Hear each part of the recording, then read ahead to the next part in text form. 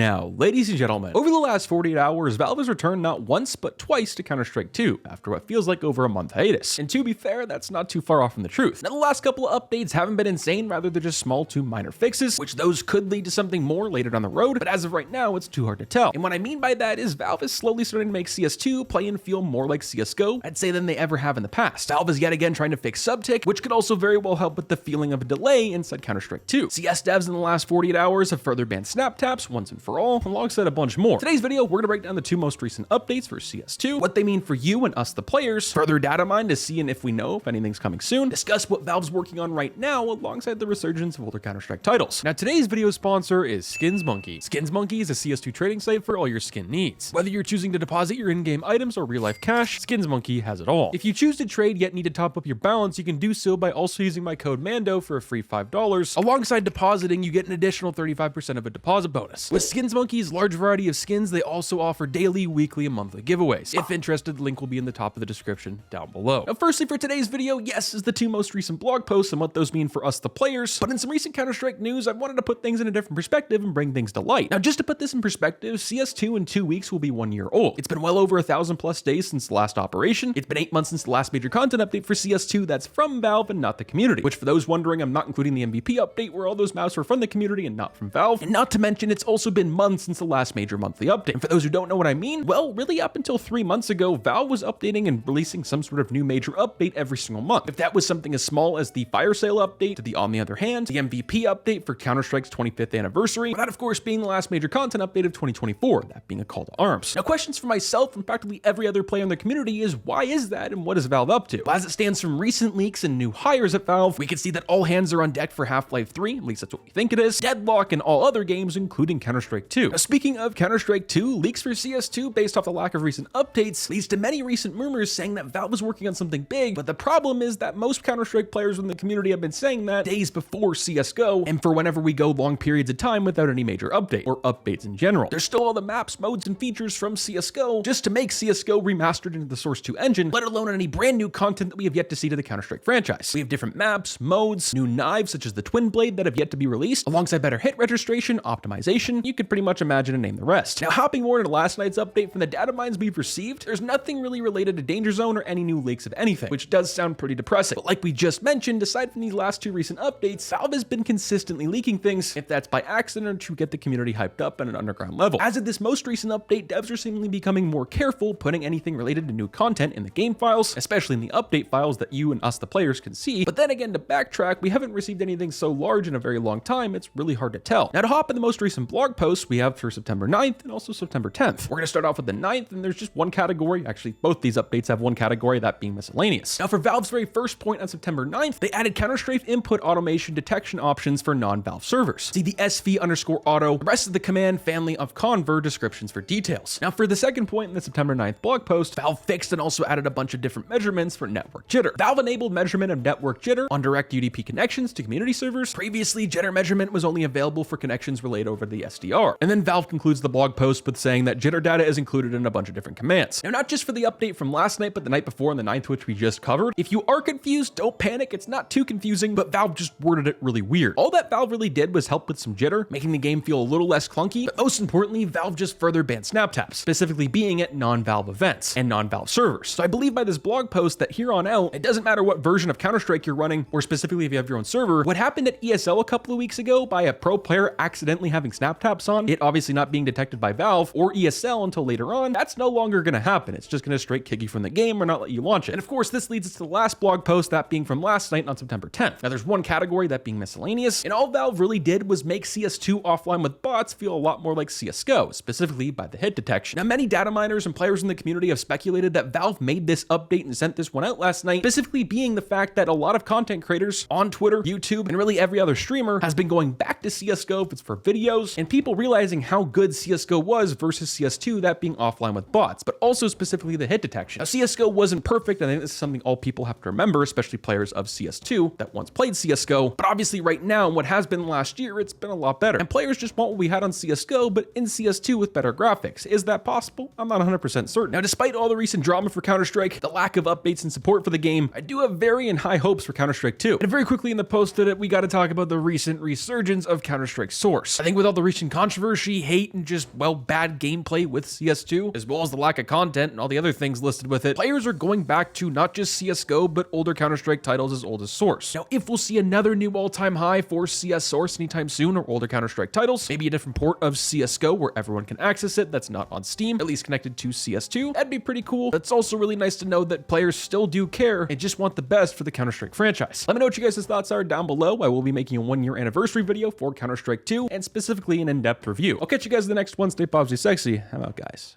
Peace.